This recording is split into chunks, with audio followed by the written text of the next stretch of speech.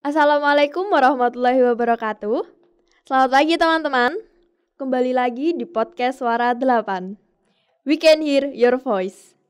SMK Negeri 8 Semarang, idola, inovatif, disiplin, kolaboratif.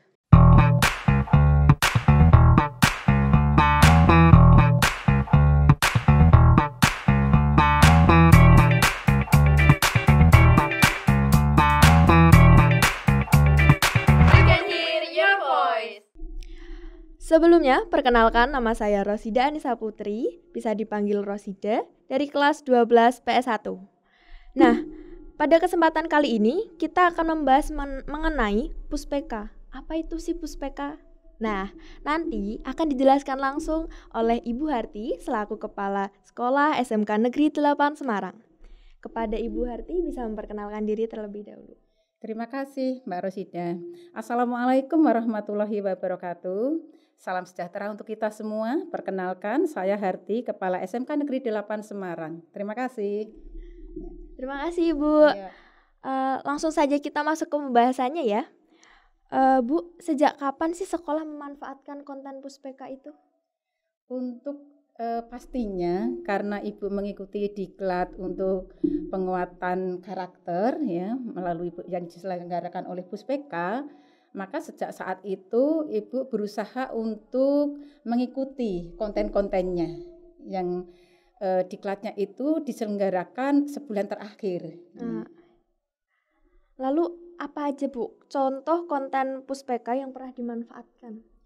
Untuk contohnya itu terutama ya, contoh berupa video-video, yaitu video terutama yang terkaitan dengan bullying atau perundungan. Gitu.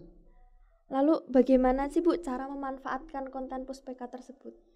Caranya selain melalui website cerdas berkarakter kemdikbud.go.id, juga bisa juga melalui YouTube ya.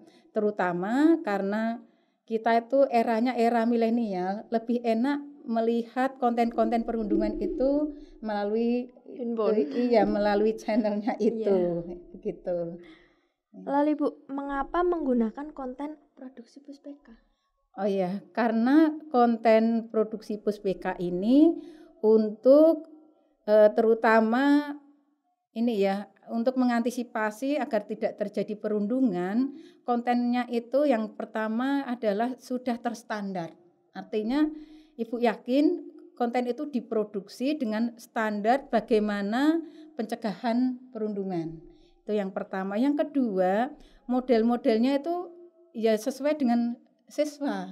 Yang model di YouTube-nya itu ya, modelnya, lingkungannya itu pas sekali, mau lingkungan sekolah, lingkungan rumah ya. Selain model, konten juga bahasanya itu bahasa kekinian, bahasanya kita, bahasa anak-anak, ya bahasa yang hit ya, ya begitu. Sehingga ini sangat pas banget. Lalu Ibu, bagaimana cara menentukan konten yang biasa digunakan untuk mendukung pembelajaran? Begitu ya. Untuk menentukan konten, yang pertama dalam pembelajaran itu tentu saja kan ada tujuannya. Ibu bapak guru mengajar itu ada tujuan, nilai-nilai apa yang akan ditanamkan. Maka kontennya itu dicari yang sesuai dengan tujuan yang mau dicapai. Itu yang pertama. Jadi sesuai dengan tujuan, kemudian konten itu disajikan dengan cara yang pas dengan dunianya siswa. Konten ini menarik, ya, menarik visualnya, menarik bahasanya, menarik modelnya, maka itu kita ambil agar nilai-nilai itu sampai begitu. Begitu. Lalu bagaimana sih Bu reaksi siswa dan komentar mereka setelah mereka itu menonton konten Puspeka? Untuk reaksinya, karena kontennya itu juga sesuai dengan dunia mereka ya, mereka seperti mendapat model, ternyata kalau saya ngomong begitu, itu ternyata itu bisa menyakiti teman. Candaan-candaan spontan itu ternyata itu termasuk bullying perkataan. Ya.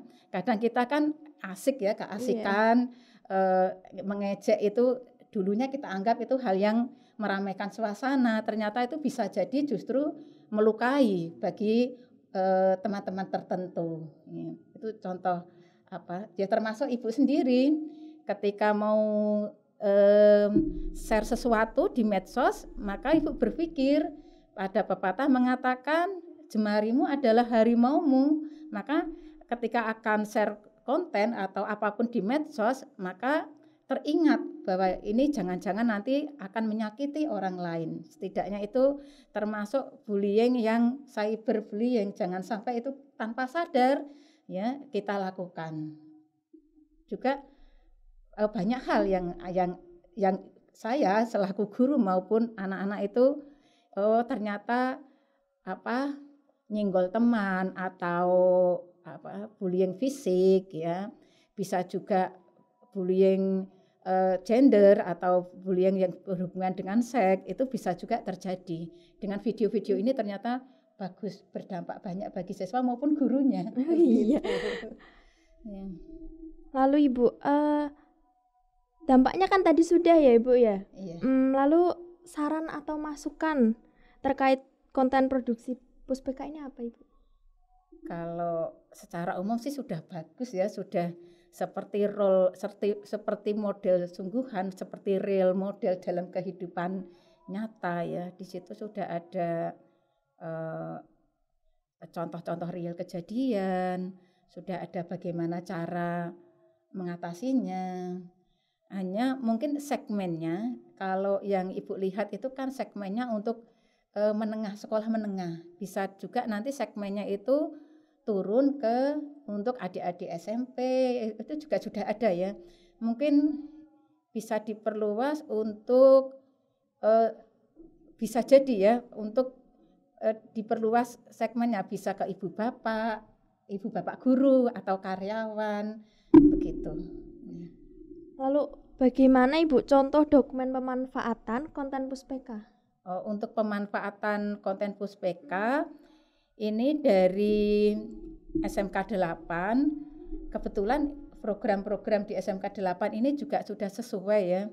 Contohnya dari anti bullying tadi di podcast Suara 8, ternyata kita juga sudah punya program yang sesuai, yaitu ada program anti bullying juga ya, juga ada program sex education. Itu sangat pas dengan pemanfaatan atau tindak lanjut dari materi yang ada di Puspeka. Bisa juga nanti keberlanjutan akan kami share juga di N8 TV program-program yang terkait dengan anti bullying. Jadi pembahasan konten Puspeka itu seperti itu ya.